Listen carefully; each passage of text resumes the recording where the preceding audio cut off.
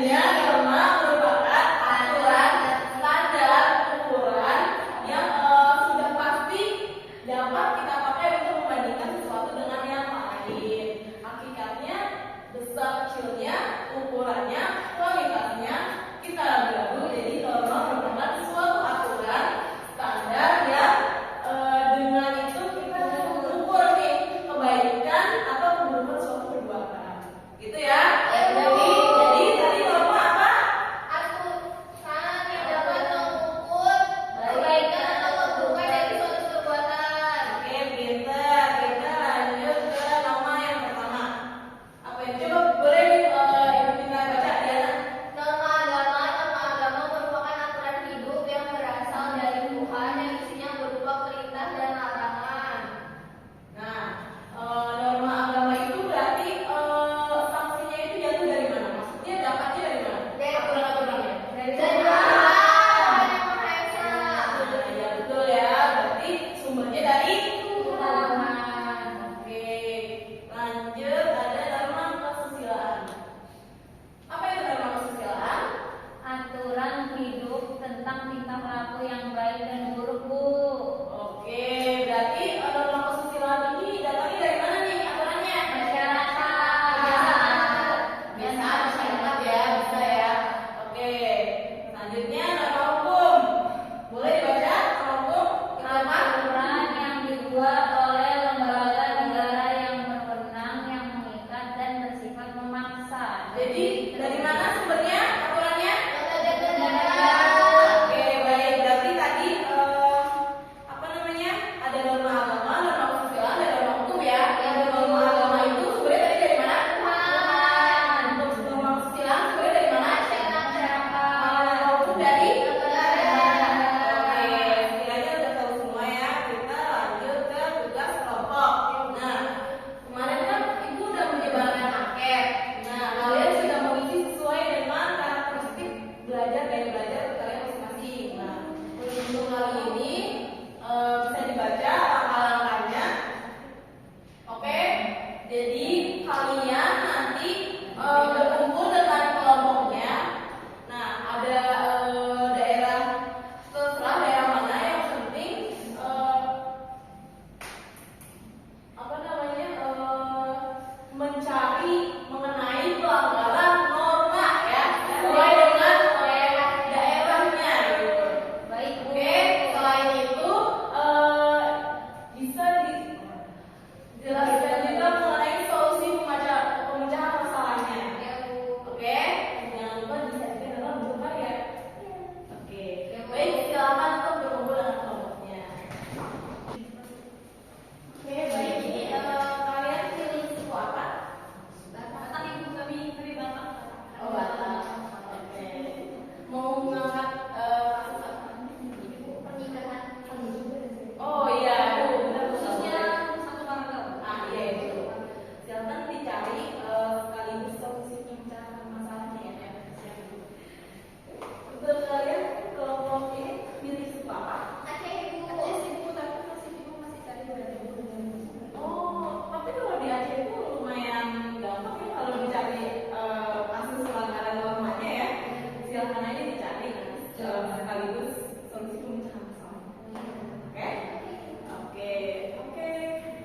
Oke, baik. Waktunya sudah habis untuk berdiskusi kelompok. Nah, karena tugasnya sudah dikirimkan ke email ibu, sekarang akan ibu buka. Nah, ini kelompok apa ini? Kelompok Aceh, Ibu. Oke, silakan kelompok Aceh untuk mempresentasikan hasil karyanya.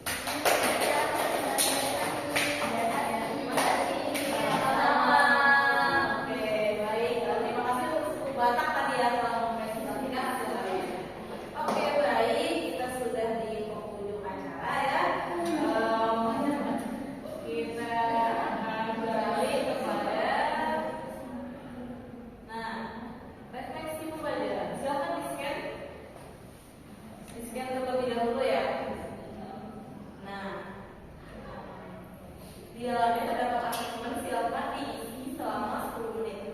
Oke. Nah, oke baik. Kalau kalian mengisi ini, Ibu akan bertanya kepada kalian untuk sebagai refleksi. Apa sih yang kalian dapatin pada pembelajaran hari ini? Kira-kira? Saya Bu, Baik, boleh. atas pembelajaran yang telah dilakukan, saya mendapatkan pembelajaran bahwasanya ternyata norma-norma di Indonesia itu sumbernya banyak sekali Bu. Ada yang dari Tuhan, ada yang dari kebiasaan masyarakat, juga ada dari negara. Karena selama ini saya tahu bahwasanya peraturan itu kebanyakan dimulai dari negara, tapi sebenarnya banyak sumber lainnya. Iya, benar ya. Jadi norma itu tak terpatok hanya satu dari lembaga saja dan sanksinya ya itu saja yang sudah ditetapkan, akan tetapi banyak faktornya dan banyak cara untuk memberikan sanksi kepada masyarakat, gitu ya. Oke, untuk kesimpulannya pada hari ini yakni mengenai pelanggaran norma. Nah, dimanapun kita berada, norma itu pasti tetap ada. Jadi kalian harus menjunjung tinggi norma yang ada di daerah kalian